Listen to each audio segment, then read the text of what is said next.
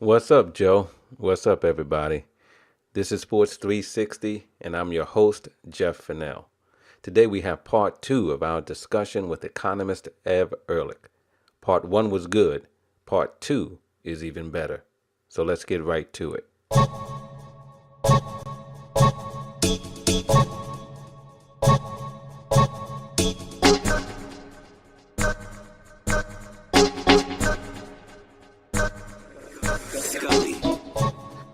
Ev, you've done obviously a lot of work in baseball. I know you've done some work in hockey. Are there, but you've spoken about Ballmer in the NBA with the Clippers.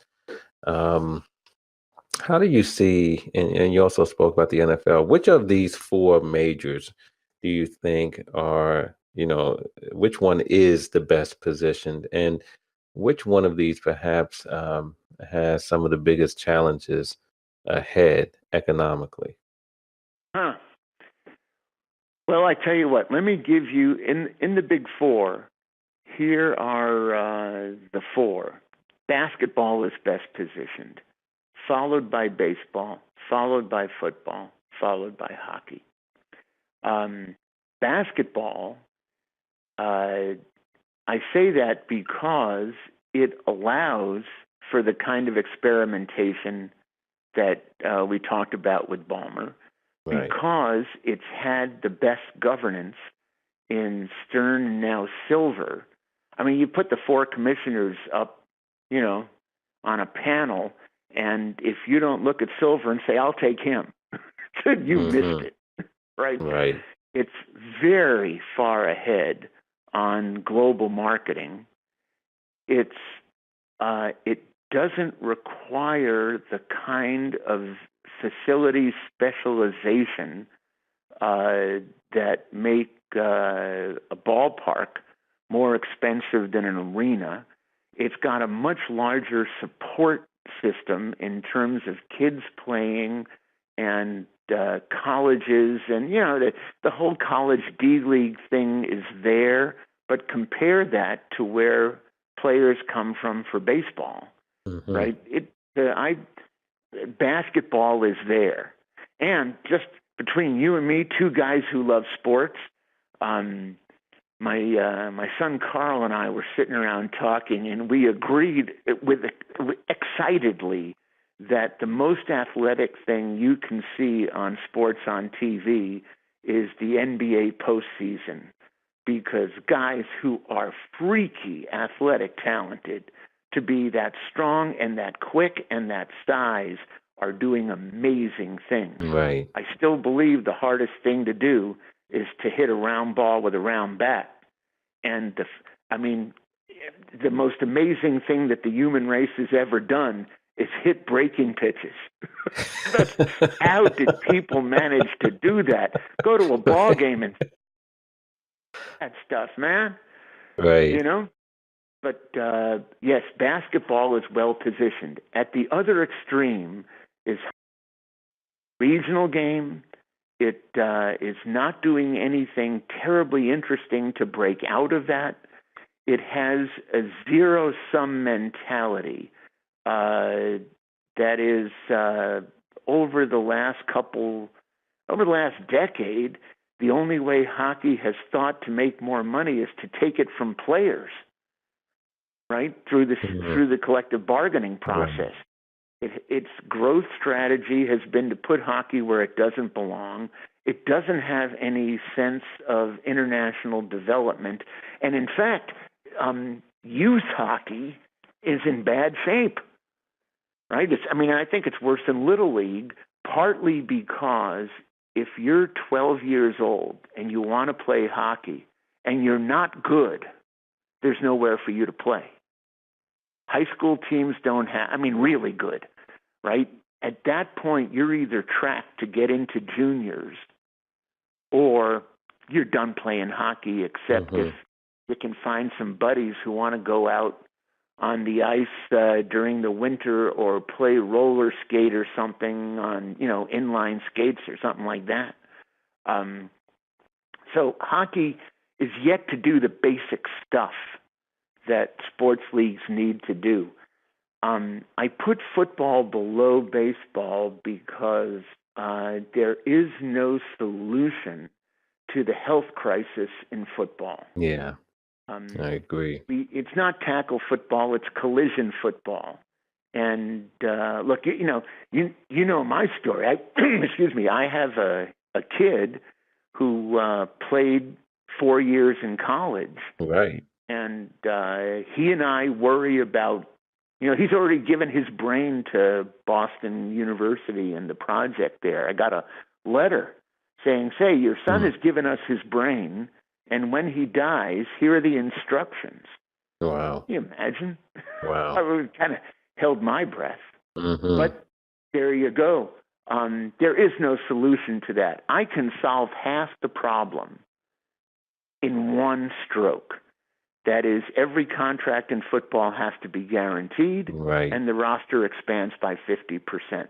Because my kid never played NFL. He had buddies who did, and they would go into head coaches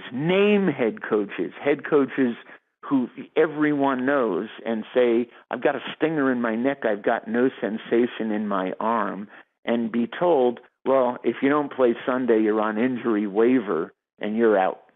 Wow. And first of all, the words injury waiver being used in the same sentence for guys like us who came up in the baseball system. Right. Like, no. That's an oxymoron. You can't waive a guy because he's injured. Right. You don't throw the trash out the window, right? You own the trash. And if football ever got to a point where they had to own the garbage, right? The guy is hurt, you got to keep paying him. That's how it is, right? You would make a lot of progress very quickly. Yeah. But that would require a lot of change.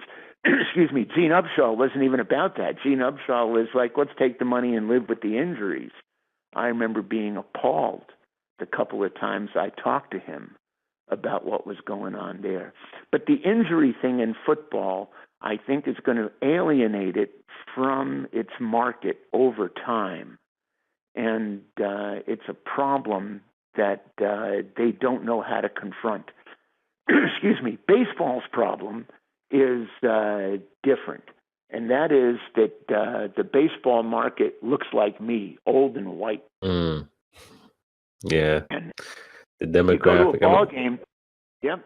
You wonder, go on, man, go on. Yeah, no, because I remember a couple of years ago, just looking at the All-Star games, right? And these are jewel events, right, for basketball and baseball in particular, right? Because they're mid-season, a lot of eyes are on it, it's televised and everything else. And I remember watching in the same year where basketball had like some of the hottest acts performing during their All-Star festivities. And no disrespect to Neil Diamond, but it was like Neil Diamond was like the focal point of baseball. And I'm just thinking to myself, you can see right there, right, who the audience is and who each of these respective sports are speaking to. And so totally different. There's no question about it in baseball.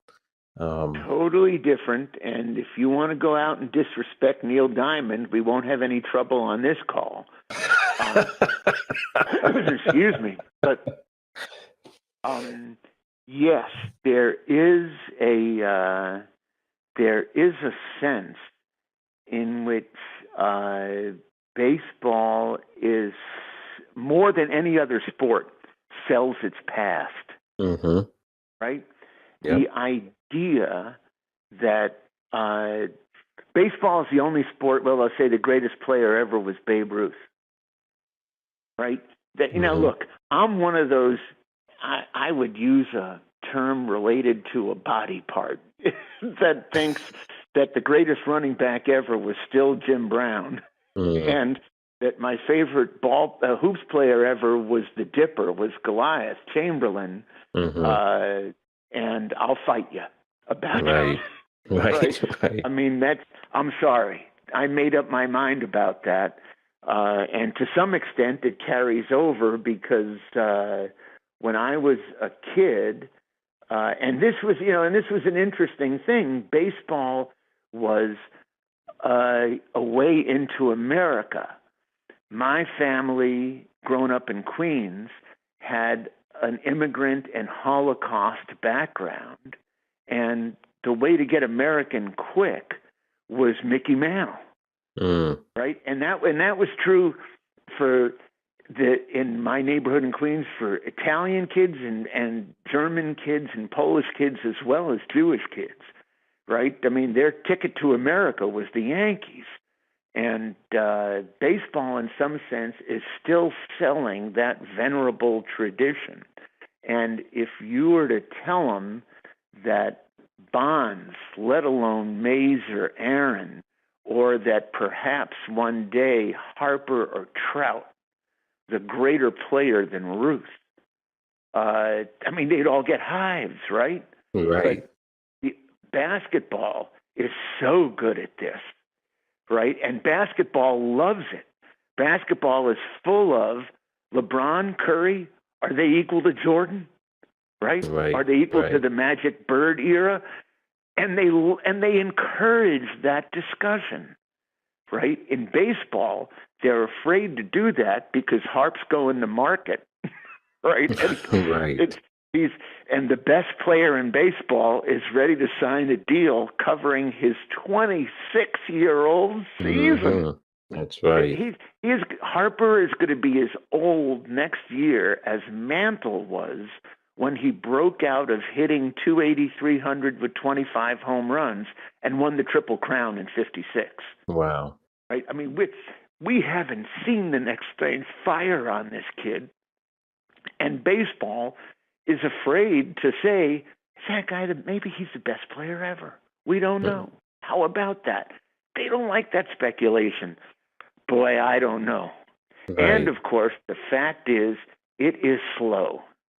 And it's slow for a variety of reasons, partly because you got TV time packed into it, partly because analytics and the evolution of thinking about how to play have made the three true things, right? Home runs, walks, and strikeouts more important. Right. Coming off of the discovery that the batting average off of balls in play is almost random, and very few people are consistently good at keeping it high when they hit or low when they pitch. I mean, this new understanding of ball says let's go deeper into counts, right? Let's take more time, and of course, team pitching. And the discovery that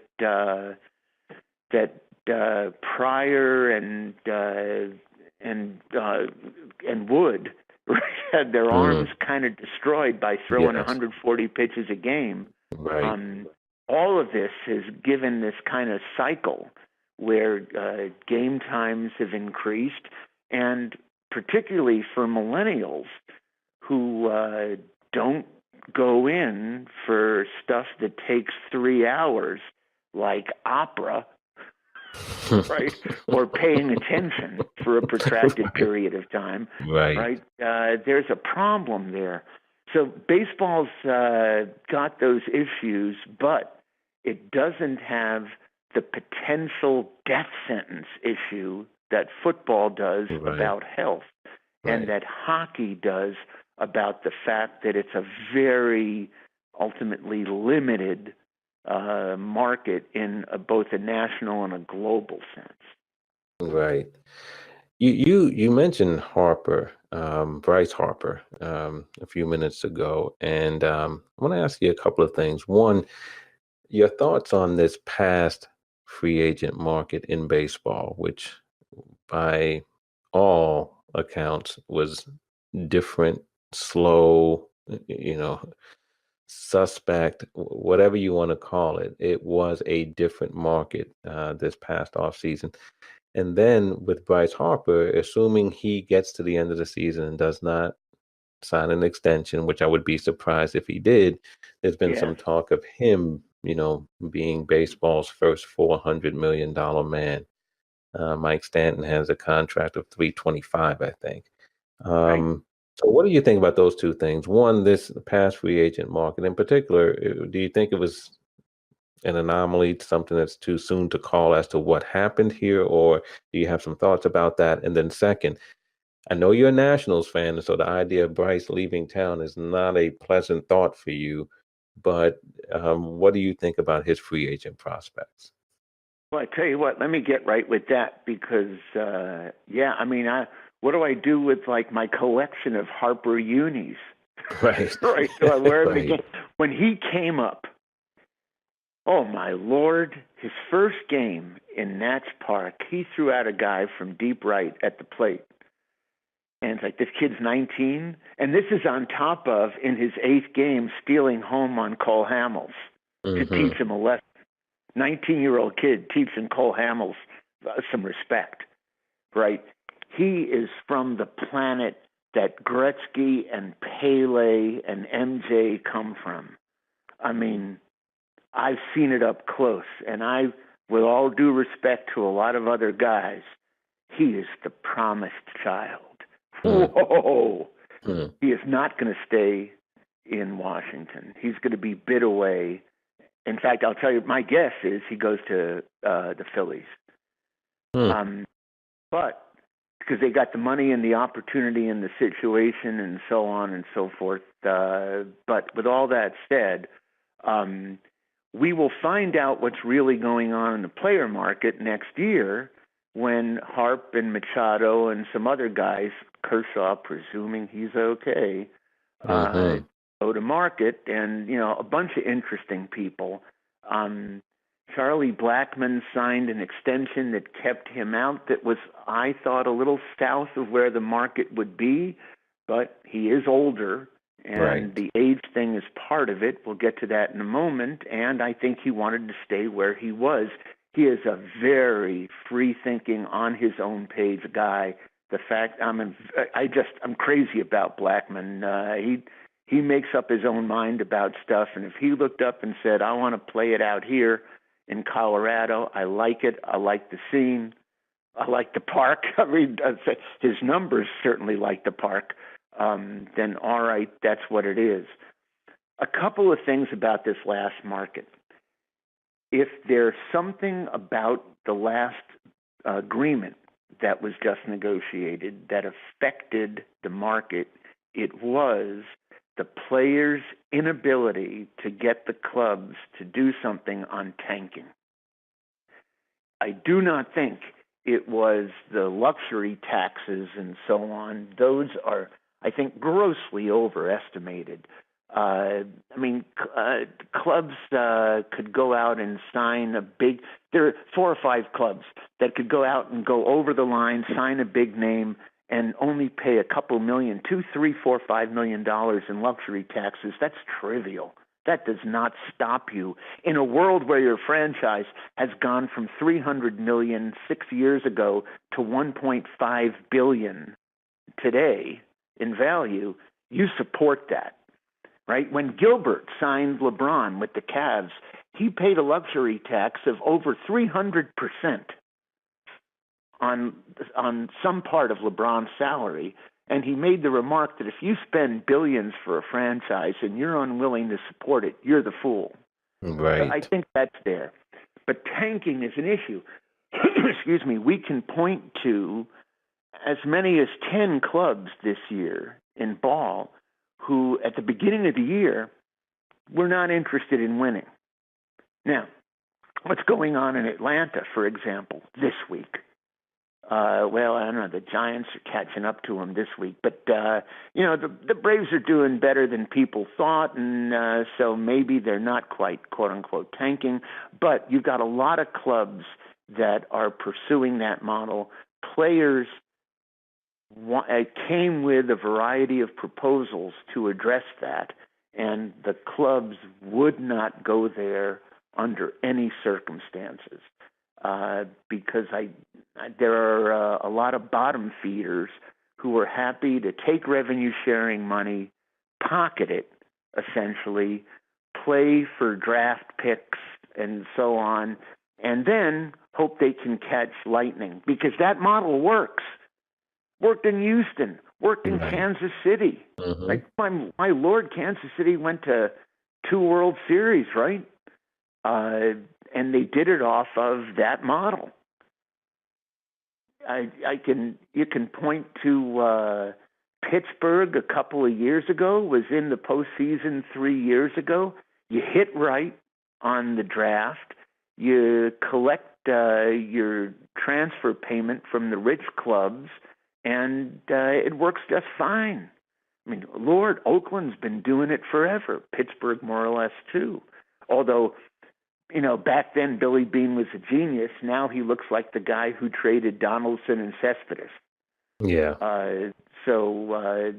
It's if there's something about the CBA that gave rise to this weak market, it's the tanking piece.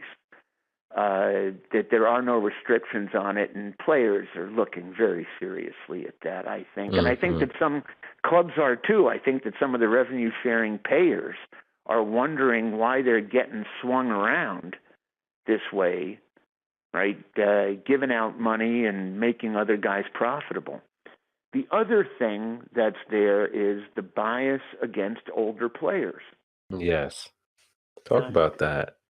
Right? Well, look, part of that, I don't know how much, but part of it is that the sport is a lot cleaner than it was a while ago. Mm-hmm. Because, you had Bonds and the Rocket who were extending their careers with substance.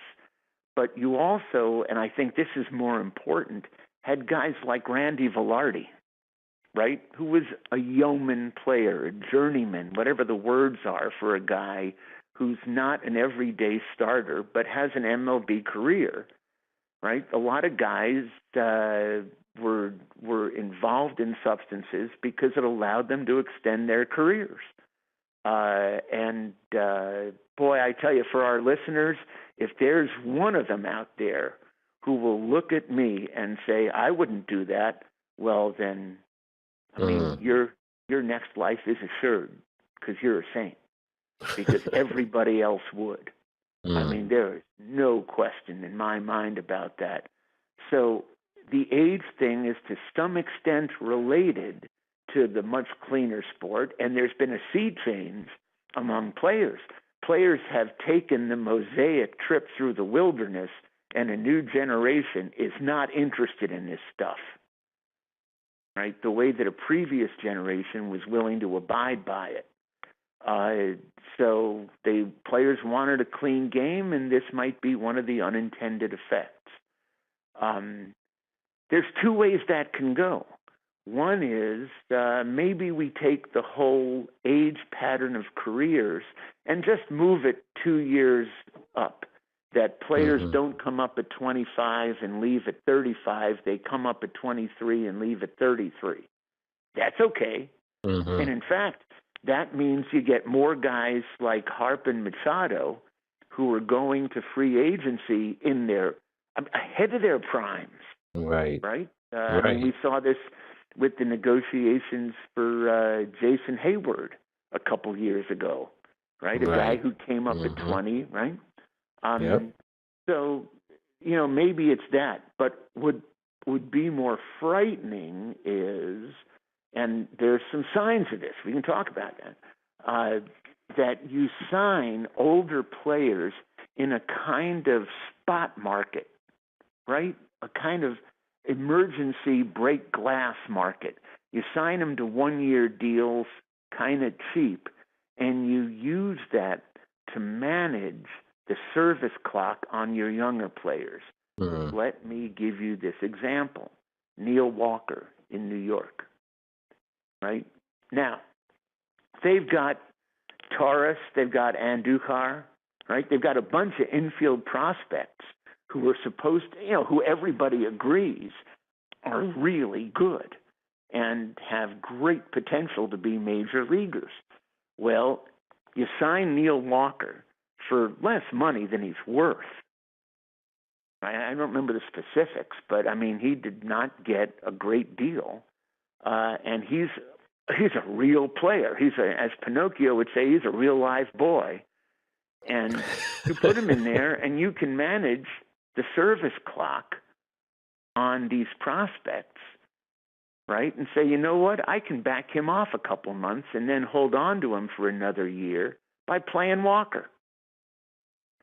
That would be a frightening dynamic, right? If, in fact, you had fewer older players, but you didn't have more younger players. Right. I can't tell you that that's happening now. The Walker example is a really good one, but I'm not exactly sure what the next example is.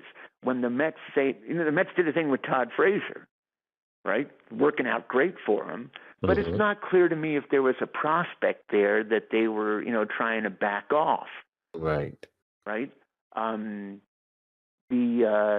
The Nats, for example, it's not their issue with Robles and Soto and where their outfield situation is going to be down the line. So that's the fear, that careers are being truncated due to age, and that has to do with analytics, might have to do with PEDs, might have to do with fads and trends, because general managers, for all the yammering about analytics, are human beings who sometimes trade Donaldson and Cespedes, even when they're a genius, right? There's a lot of groupthink among that. In fact, in some ways, the groupthink is, I think, even worse today among managers, because they're all drawing from the same analytics well, and because you've got, with the explosion of front offices, right? Being GM no longer means you're the GM, right? You've seen that.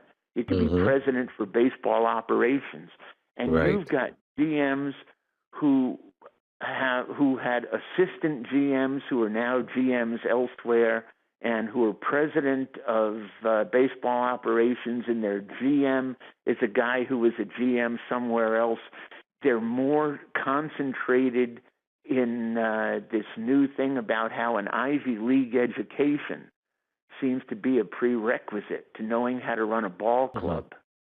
Boy, yeah. I'm so glad that nobody asked Gabe Paul about that when I was a kid, right? But there's now, I think, as much groupthink among management as ever. And the idea that analytics is, that the manager is just there to express what analytic results are saying. That's, wow. Yeah. That's frightening. Watching the Dodgers in the last World Series not let a guy face an order for the third time. Right.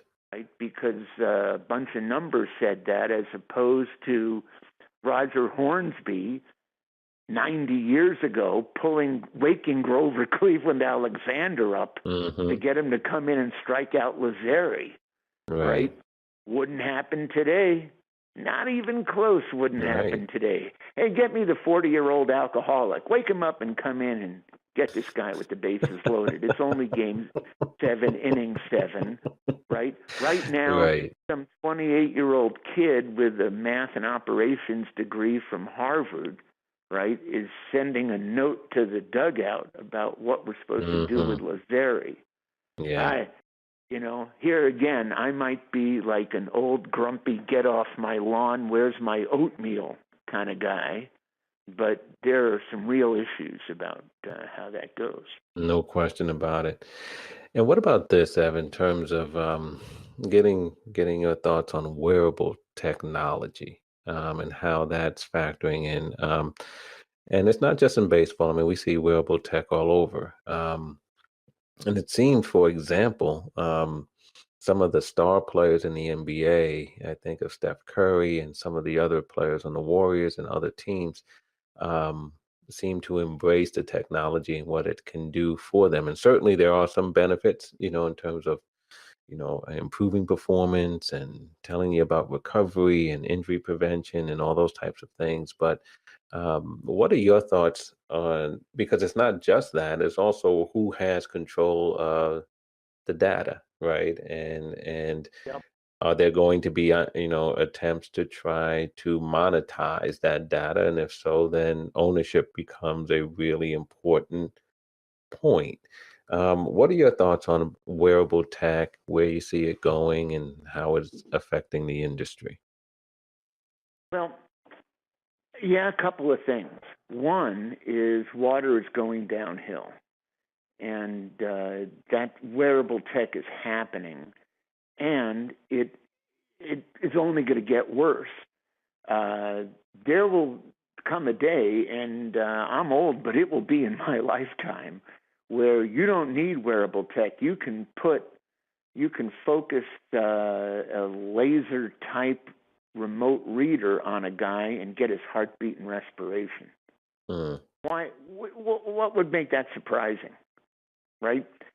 Now, StatCast putting a guy's heartbeat and respiration on TV, well, that's a little scary, and there are lines that cannot be crossed, and I think that they're about privacy, because in some sense, I think that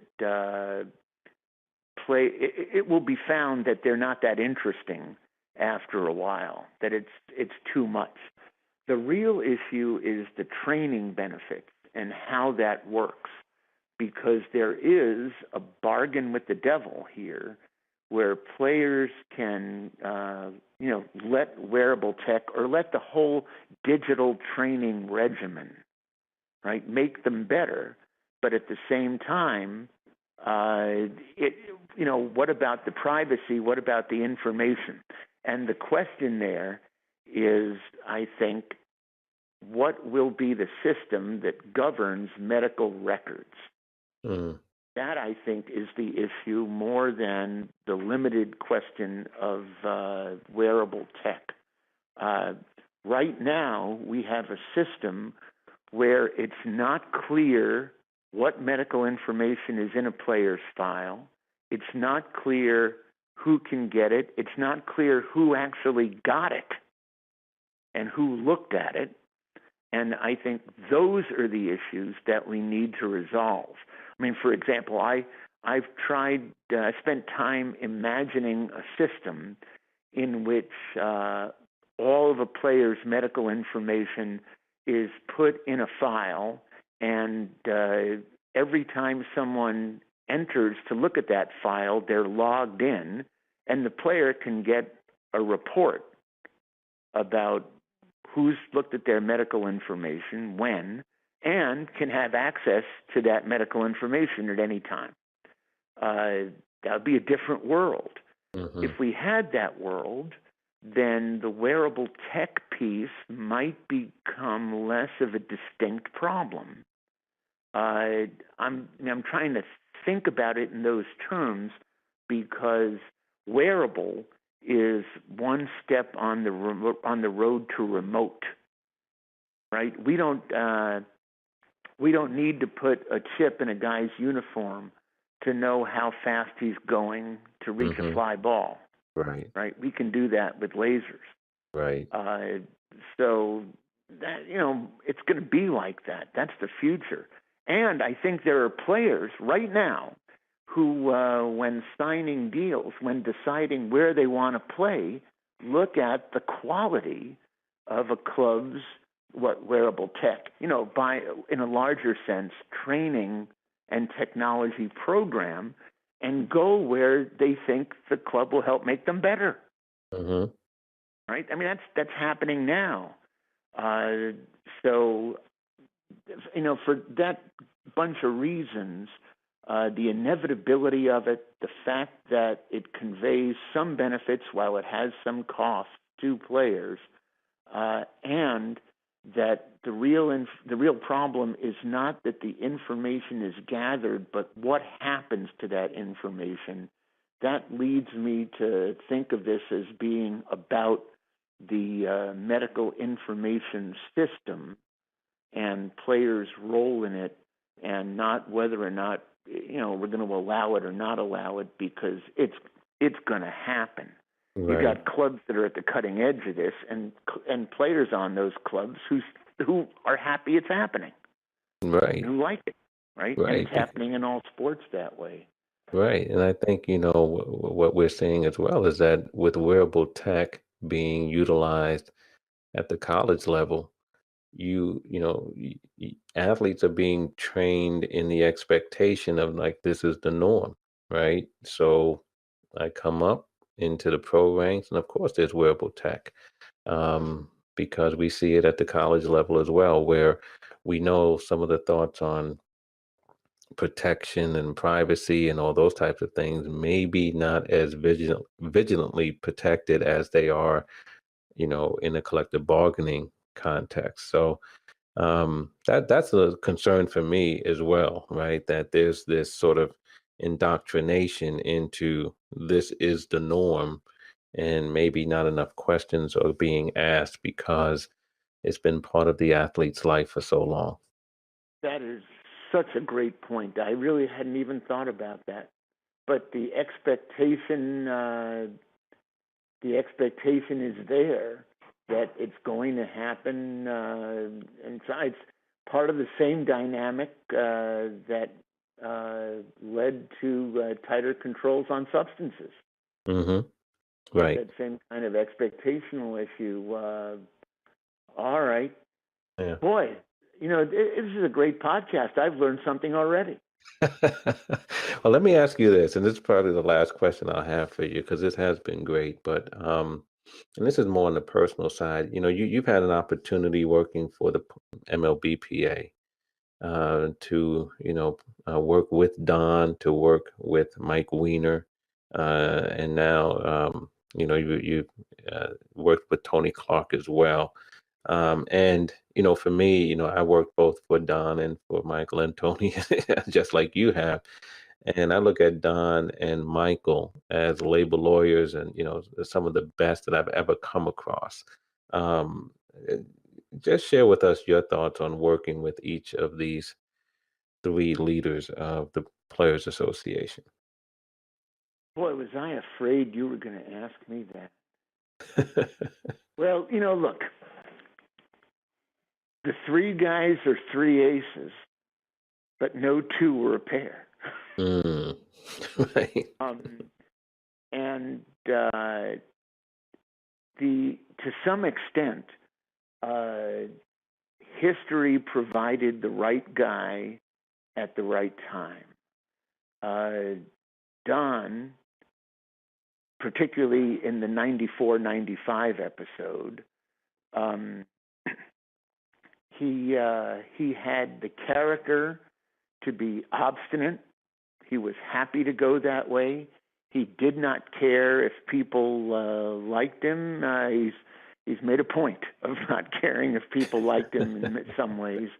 And he had an active militant player base that it was appropriate for his approach. But Don saw everything as a conflict, and baseball had moved beyond that. Don won the 94-95 strike. Judge Sotomayor also won it, I guess. But he won it, and in some ways continued to fight the next war with the tools of the last one. Michael was, in fact, a right guy for the era that followed that once baseball got over it, that once its bad actors like Stellig and Reinsdorf looked up and said, well, we're going to have to live with this model where we compete and there isn't any salary cap, right? He was right for that. He had the intellectual breadth to understand the new terrain, and he had a more composed character that allowed him to depersonalize what had gone on. Excuse me.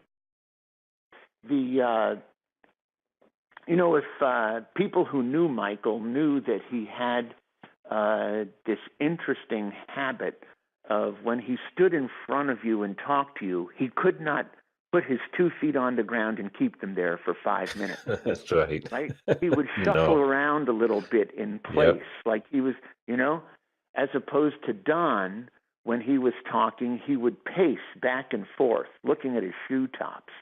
And, very often he talked to his shoelaces more than he talked to the people in the room while he would go back and forth. Right. And I used to tell people that Don thinks non-linearly and walks linearly, and Michael thinks linearly and walks non-linearly.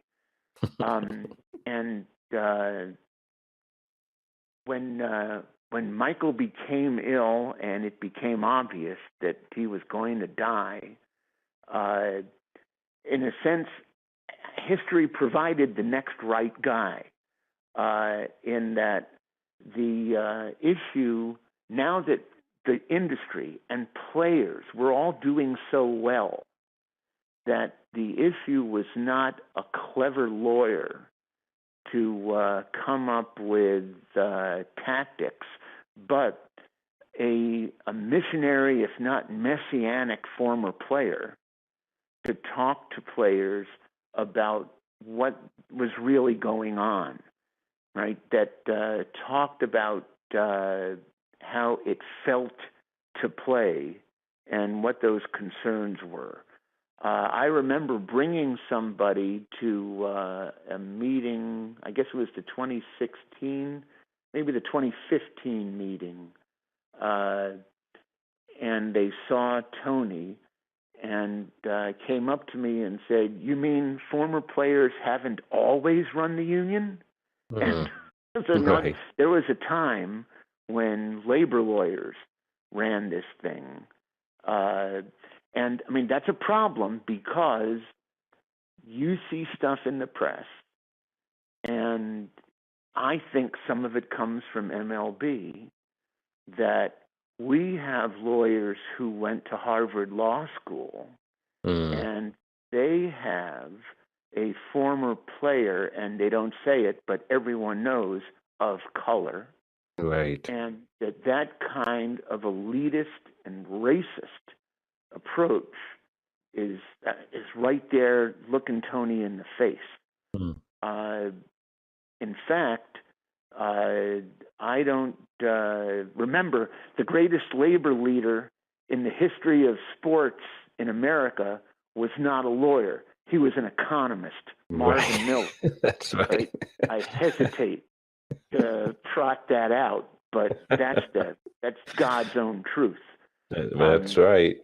So there is a bunch of that, and Tony has to face it. There was an article in the Globe, in the Boston Globe, by Ev Ehrlich a couple of months ago that I thought bordered on the despicable, about how the union was being outgunned by MLB because it had a bunch of Ivy League lawyers and so on, and all we had were a bunch of labor lawyers who've invested their career in defending the rights of players. Boy, that's rough. Yeah. And to see guys who used to be involved in the union giving that some credibility, that's really raw. Tony negotiated a pretty good deal. Not a great deal, but it was a pretty good deal. And it's not producing negative effects for players in the way that some people allege. Moreover, Tony, to go in 2012 from a guy who was active in union business and understood the importance of the union. You talk to him, and he talks about going to Cooperstown right after he signed with the Tigers in, '94, and finding out who Jackie Robinson really was and being shaken to his core by the historic stream that took us to this point, right? To go from that perspective to mastering the business and economic and legal issues from what in many ways was a cold start. One of the most impressive things I've ever seen. You can't stop me from being a big fan of his. Wow. Yeah. There you go. Yeah. So, Very impressive. I was talking about this with Bruce Maxwell, right? The catcher on the A's who took a knee during the anthem because of his concerns last year. The only ball player to do that. And we were talking one night, and I had said to him that history is a funny thing, that more often than not, it puts the right person in the right place, right? And that you got to think that that's what it did with you, right? I mean, it puts the right person in the right place, and it did it 3 times.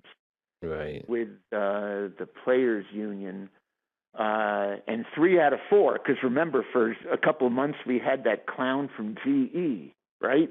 What was his name? It's funny. I was trying to think of it as well, and I'm blanking because it was such a short period of time.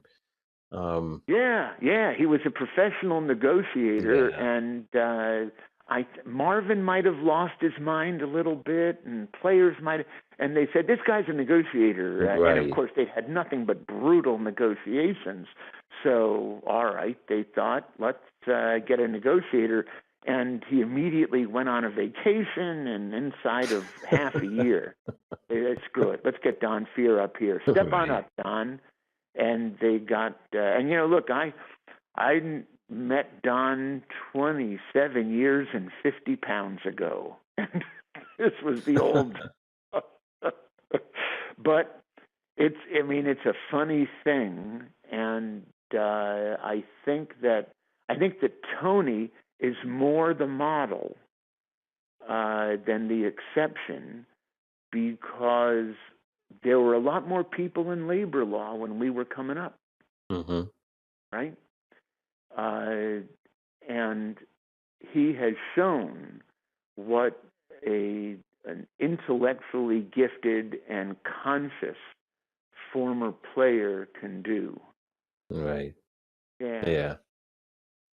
Yeah, he's an impressive guy, no question about it. But yeah, having worked for all three um, all three of these men that we're talking about, Don, Michael, and Tony, like you said, all three are different, but all three impressive in their own right. So I just wanted to get your thoughts on that. But and I got to tell you, this has been great. You and I from time to time have our chats offline, about different aspects of the industry. But I wanted to be able to have you on the show today because I think I've come away learning a lot, speaking with you, and I just believe that our listeners will be able to do the same. And so I appreciate you taking some time coming on today. But before you go, right now, how's life treating you? You sort of step back a little bit. I know you're keeping your hands in various things, but how's life treating you overall? And I don't know, are you retired, semi-retired? How do you look at it? Oh, I'm more or less retired. My relationship with Tony and with Don over at hockey, and also with Bob Foose at soccer, a great guy, is kind of like, in case of emergency, break glass, It's like that. Or in fact, when I'm really feeling full of myself, which is usually, I tell people that I'm like that old character Hesh on The Sopranos, right? Who used to be involved with the mob, but now he's got a horse ranch out in the country. And Tony comes to see him now and said, kill that guy? Yeah, I think you ought to kill that guy. I'm flattering myself, but so I keep my hands in. Coleman Bazelon, who's an economist that I know, is now doing most of the work over with Tony. And they got themselves smarter than I am, and when he gets some more experience, he'll be unambiguously better than I am. Look, as for me, I am taxing God's ability to give. I mean, there got to be times when he looks up and says, "I don't know why I'm giving Ev more, but I just feel like I gotta." I wish I could rip some of my luck out of my chest and give it to somebody else, because I live off in the woods in West Virginia. I do a little bit now and then with the two sports. I've gotten rid of most of my other. There's a whole bunch of people who think of me as a guy in a suit who does corporate work. And they're fascinated by the fact that I do stuff with sports unions. And there are guys at the sports unions who forget about the fact that there are people who think of me as a guy in a suit somewhere else. Right.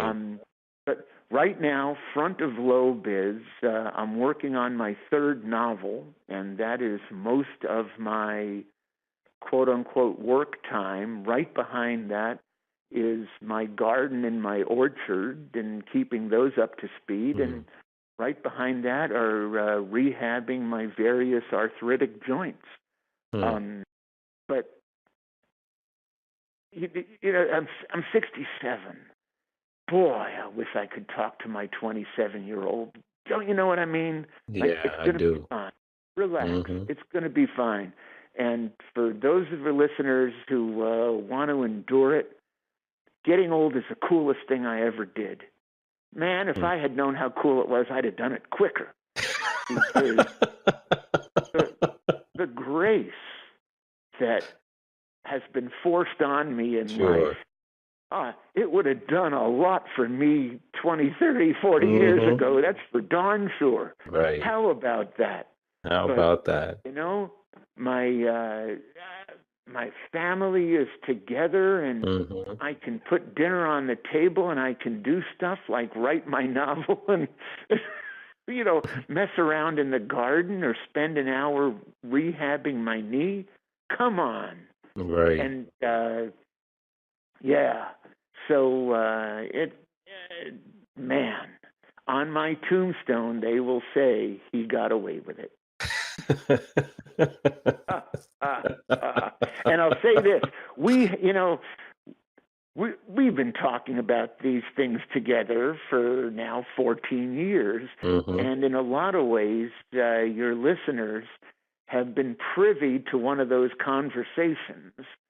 And so I asked them to be judicious in what they heard. Sure. There you go. That's right. There you go. That's right. Yeah, but it's been great. And you're absolutely right. This, to me, was like so many of the conversations we've had. And for that, I'm really appreciative, because that's what I was looking, to capture today. And I'm really glad that, those who are listening, I think they got something to remember and to take with them. So, Ev, I appreciate the time, man. I'm looking to get to the point like you are, maybe in a couple of years, where I can be writing novels and doing some gardening and things like that. But unfortunately, on this day, I'm going to have to get to work. So I'm heading to the you office. And I will go our separate ways right now. But this was the best of all worlds, having a chat with you and putting down something of value for people to hear. So let's call it a win and hope it's not our last win for the day. That's right. Well, Ev, I appreciate it. And at some point down the road, don't be surprised if I call you to come back on again. I'm always here for you. You be well, man. Okay, you too. Thanks, Ev. Take care, man. Bye-bye. Bye. That was part 2 of our interview with Economist Ev Ehrlich. Talking with Ev is always a treat. I always come away with new knowledge or a new perspective. And the way he delivers it, man, there's not another like him. But that's it for now. But we'll be back. In the meantime, hit us up. Let us know how we're doing. We love to hear from you. But right now, we're going home Scully style. Until we meet again, be good. We'll catch up with you next time on Sports 360.